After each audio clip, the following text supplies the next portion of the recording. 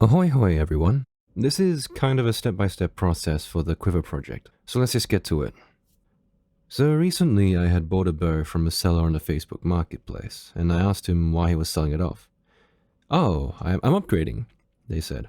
"Oh, higher poundage or... Oh, oh," they said. "I'm upgrading to a gun." "Oh," I said, and then bought it.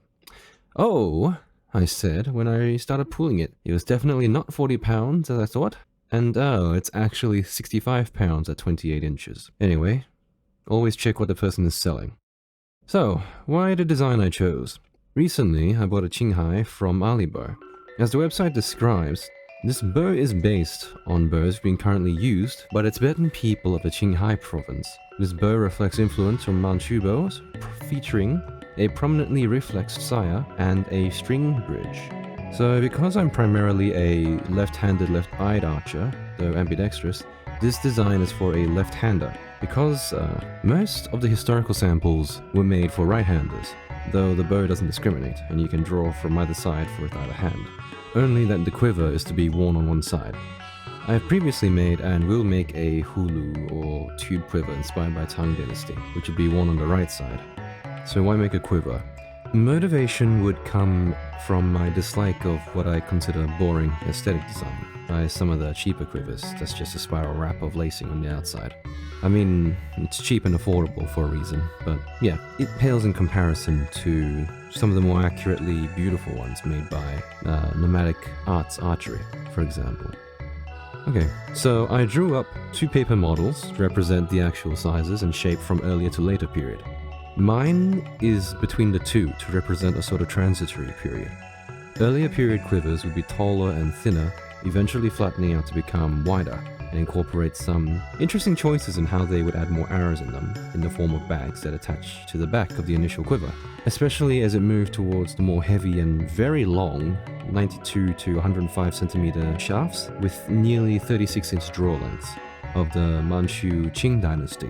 Quivers at this time were made wood, leather, metal, depending on the culture and regions. Commonly the back and the base L shape were made from wood. Leather was formed around it and then nailed to the wood base. Usually decorative elements were those made from metal, also nailed into the leather in numbers of lucky elements. 5 bats, for example, were seen in Tibetan samples, and or longevity symbols, or 2 to 3 of them, depending on the pictures that I looked at. So, after drawing out what I wanted, I cut out leather to make all the parts needed. That means 4 bosses that cover the ends of the straps, 1 large circle for the longevity symbol, a piece of leather for the front pocket, 2 strips for straps, and 1 large strip to attach both sides together. I don't think this is what professionals do, and neither am I a professional, but neither do I think you're supposed to. But I trace over the design with a pen or pencil onto the leather. While I do have those sphere-ended tools, I find they don't usually give the minor details that a thin pen obviously can make. I would usually spray the water here, but here I use a cloth. Water helps loosen the fibers, which allows stamping and carving to do its work. I use these stamping tools, a steep and hashed bevelers, and a carving knife to start and make the designs come out from the leather. I do something here which I accidentally did for my first serious leather project, and that is reverse or inverted carving, where the design is negative to the plane, stamping down the main shape and then leaving the design positive to the plane. I attempt to dye everything at once using a lid, only to realize there's not enough dye to essentially raise the levels to dip it into. Hence why I am back to the cotton ball brush. I didn't like how dark the blue was, and you will see later on that the symbol on the front pocket is actually a shade brighter. I ended up adding leather to the dye to dilute it. The problem is that it isn't consistent and there are patches of different shades. You can see here I try and attempt to antique the leather, but it nearly turns the entire thing black, so I essentially wipe it all off screen and we have the blue leather again. You can see my attempts at using rivets to add some actual metal to the pocket, and it doesn't go quite smoothly. In fact, you can see the final product that some of the rivets are a bit wonk. These also don't go through both leather pieces because I figure it'd be easy for repairs, and in retrospect, it would have just actually helped reinforce it, so I can't change that now, unfortunately. Next step, sewing. This was the most time-consuming step. I start near the bottom of the spine and try to sew the rolled kangaroo leather edging, leather edging again, pouch, and then backwards. And this was the most difficult and probably the most nightmarish part, trying to sew through nearly 5 layers of leather freehand. I actually just ended up redoing this part about 4 times after realizing I had missed holes or did the sewing wrong or hadn't aligned the pieces properly. While it would have been easier to rivet, the rolled leather and sewn look I think worked out quite well. Maybe for another project. However, you can see from certain angles that the quiver is actually a bit skewed. I think I might have either pulled unevenly between the curved areas, or it didn't space the holes out properly, or I didn't space the holes out properly around the curves, which meant that some parts were pulling and shifting the holes out of alignment. Here, this is my favorite part. So I'm not actually a fan of using brushes because I feel there isn't enough control, and I'm aware you can use just like single hairs on brushes, but it didn't occur to me at the time. So here, I use a toothpick to paint. The whitish looking paint I'm using is actually an Angelus pearlescent sterling silver, and the gold is a pearlescent 18K gold leaf. Because I had them and because I've never used them before. I try to make part of the pocket look like metal, but while I didn't achieve it as I'd like, from a distance it looks okay. But then maybe I should just leave these things unpainted. But I want to try and get both. Maybe I need like a relief or a special thing like antique for paint.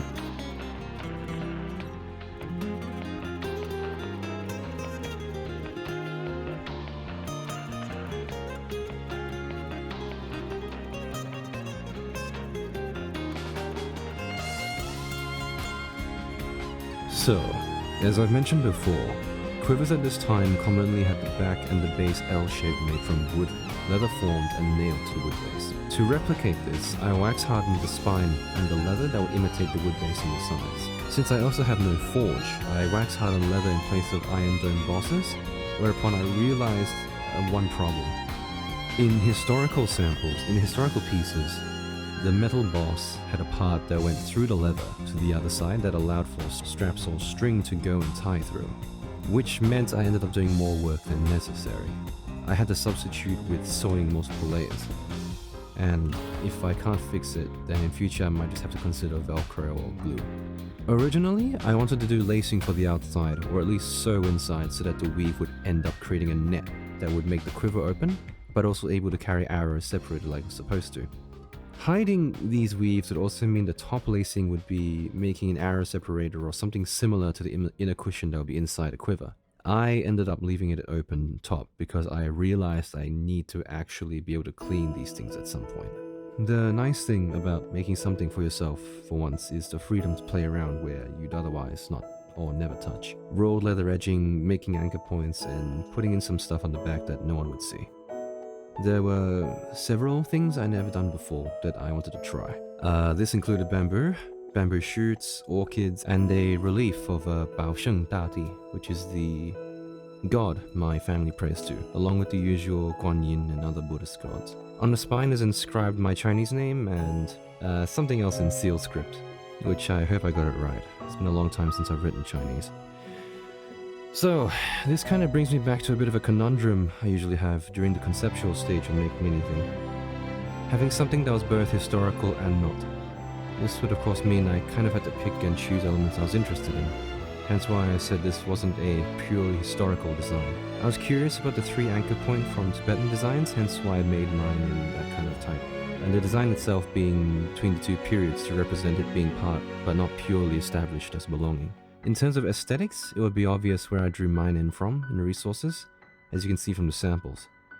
This in turn kind of also means that I failed in my original goal while at times accomplishing it. The front-facing side is historically accurate looking, as far as I'm aware, for later period Tibetan Manchu inspired quivers, but the aesthetic design is also taken from elements of Chinese, Nepalese, and Mongolian. This can also be argued that all sorts of these influences did interact with each other back then, as Tibetan and Mongolian certainly did, and Chinese Tibetan religiously certainly did as well.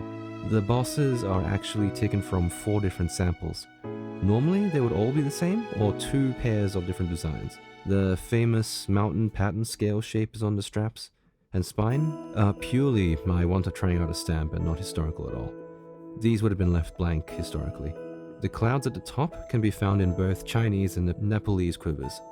The 2 holes underneath the straps are based on quivers where additional arrows would be held. I don't believe his Tibetan samples have this specific feature. On the side no one would see, there are 3 rings and a leather anchor. Historical samples would either have 2 rings on the arms, or 3 anchor points, but never 4, because it's redundant otherwise. I wanted it simply for choice. In terms of improvement, my thoughts are as follows. Why blue? I haven't used blue dye before, but I also didn't like how dark it came out to be initially, even though it's supposedly called light blue. But in the video you can kind of see my failed attempt at dyeing. The design isn't symmetrical, it's skewed, in fact. Despite having the same amount of holes on both sides, there was likely some uneven tension and bad sewing on my fault, where the spine starts to curve around its sides. I did notice this during the initial sewing, but I thought it would fix itself when I sewed the other side to it. It did not. Something else to improve on, and then compensate for curved sides, I guess, or turning sides. The anchor point can be better designed. I initially made it part of the bosses underneath, but I undid everything and put this as a part of the unseen backside. This would be the second time I've tried negative stamping to bring out a design. The first would have been a friend's acorn weave, but I added stamping for shading and detail to see if it added to the look. As is usual for my process, I'd end up spending about 2 or 3 days pensive about a design before I actually started on it, designing concepts or physically making it. Whether it would be correct of me to do so, just grabbing different pieces across time or culture, instead of sticking to a single point. At the same time, I can't help but think on whether the design I ended up choosing is correct for its time itself. But that's it. That's a design process for making this quiver. Hope you enjoy it.